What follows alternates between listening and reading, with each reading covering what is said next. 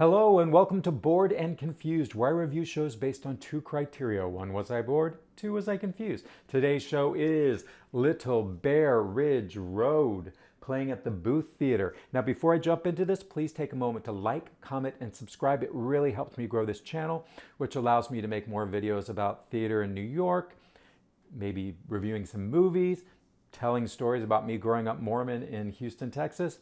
Hey, it all helps.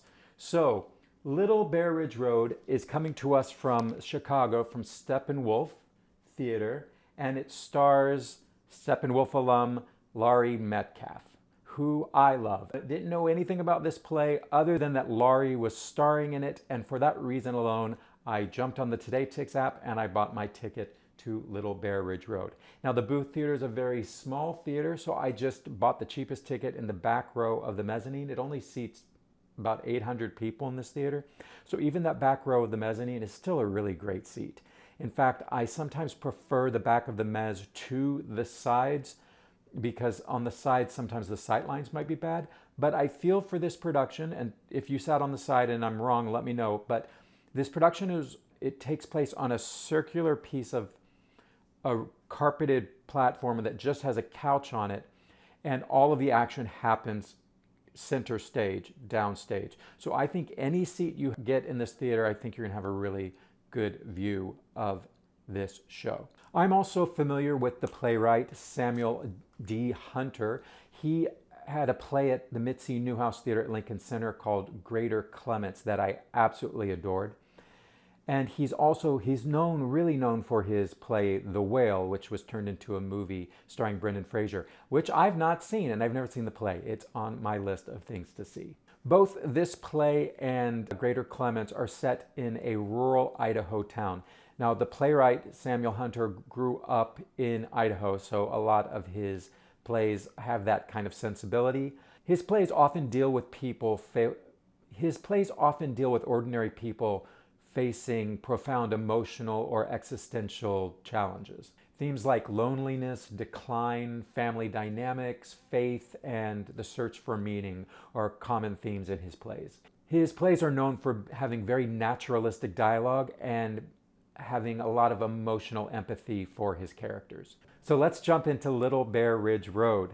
This play was commissioned by Steppenwolf Theater Company, and it was written as a vehicle for Laurie Metcalf to return to her hometown theater. It's set on the remote edge of a rural Idaho town that is alongside this thoroughfare called Little Bear Ridge Road, and it takes place during the COVID-19 pandemic from 2020 to 2022. And that setting allows us to reflect on these ideas of how during the pandemic many of us retreated into our screens, our televisions, and our phones. And many of us were feeling a lot of isolation at this time. So the core narrative of this show focuses on Sarah, played by Laurie Metcalf, who is the aunt of Ethan, played by Micah Stuck. And Ethan has come back to Idaho to settle the estate of his father who recently passed away. Ethan has a troubled family history. His father was a drug addict, and he had a very difficult upbringing. And he's still a little bitter towards his aunt Sarah because when he was a young child he reached out to her to save him from his situation, and he feels that she did not come and save him when he was in desperate need of help. So he's still carrying that kind of grudge. But they're thrown into this house together during the pandemic, and Ethan ends up staying much longer than he intended. Also coming into these characters' life is a character named James. I should say Ethan is a gay man, and he meets James at a bar in rural Idaho, and they forge a friendship and develop a romantic relationship. And so James comes into the orbit of these two people. And there is a fourth character that only appears in the final scene. So some production details. The set design is done by Scott Pask, the lighting by Heather Gilbert, and the sound by Mikhail Fixel. The set for this is very simple. It's just a circular carpeted raised platform that has a 3-seater couch on it, and there's a overhead fan that casts a shadow, and they look out towards the audience like they're watching television. It's a very simple, very minimal set, but I thought it worked effective. There are some times where I felt like the characters are kind of struggling to find some business to do.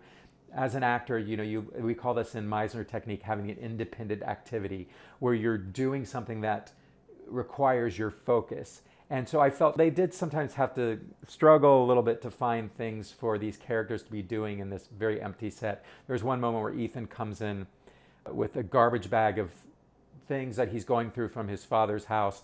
He basically just lays them all out and then gets frustrated and just throws them all back in the bag.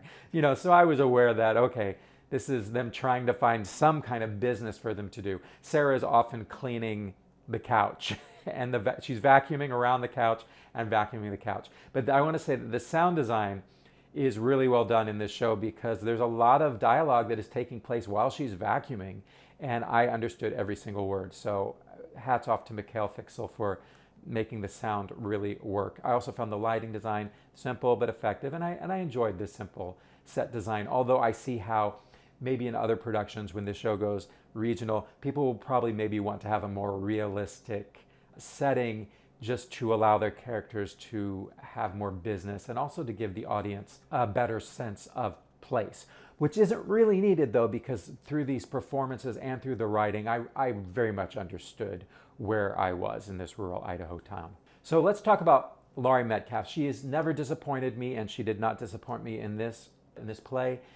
She has this amazing ability to take characters that if you met them in real life, you would probably find them very distasteful or not want to hang around with them for much time.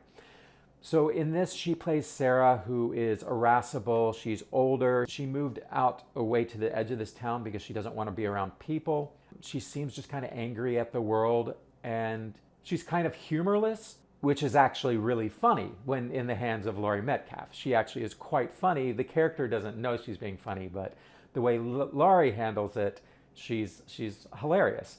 And this is what Laurie does so well. She takes these characters that shouldn't be likable, and we just love them because we see the humanity in them. She shows us the humor in these characters. She shows us the heart of these characters. She shows us the human struggle. Again, I'm a huge fan of Laurie Metcalf, and she did not disappoint me. Micah Stock, who plays Ethan, his character is also a very three-dimensional character. He's this young man who had a traumatic upbringing. He moved away to, I think, Seattle, and he studied fiction in school, and he wants to be a writer, but he just is stuck. And he keeps finding these excuses to not pursue his dream of being a writer. And I think anyone who has worked in a creative aspect, or maybe any aspect of their life, I really understood how easy it is to find excuses to not pursue your dream. Completely related to this character. I also really liked the actor who plays James, John Drea, D-R-E-A. I thought he was very likable. The one confusion, though, I did have with this play is when James and Ethan meet at this bar in Moscow, Idaho, or thereabouts. They fall into this romantic relationship, and the character of James is really looking for that, whereas Ethan is not. Ethan is so shut off to his dreams of being a writer, also his dreams of finding love. He seems someone who's very not wanting to open himself up to the world.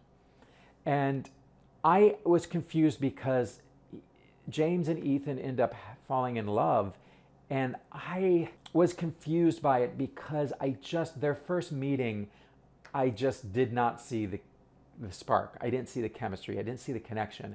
And then I kind of just made an excuse for it. Like, it must be slim pickings for James here in rural Idaho, so he's willing to tolerate Ethan. Ethan clearly wasn't ready to be in a relationship, so I never really bought his relationship with James. I never believed that they were really in love, and it was kind of like I just had to accept it because the dialogue is telling me that they are. And James declares his love for Ethan, and I was like, why? Why do you love him? He's so annoying. so frustrating. James, you can do better. So was I bored? Was I confused? This play is 95 minutes. It's a pretty quick play. Anytime Laurie Metcalf is on stage, I am having a great time. So I didn't get bored at all. We bordered on boredom with the Ethan through line because he just gets to this place where you get frustrated with him. And so there's a little of this feeling of like, let's move forward with this narrative. So you feel that a little bit about 2/3 of the way through the play, or at least I did. And confused just the relationship between Ethan and James. I really didn't buy it.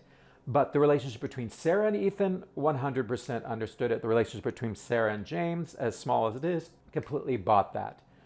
So comparing this play to Greater Clements, which I really loved, I think Greater Clements is the stronger play.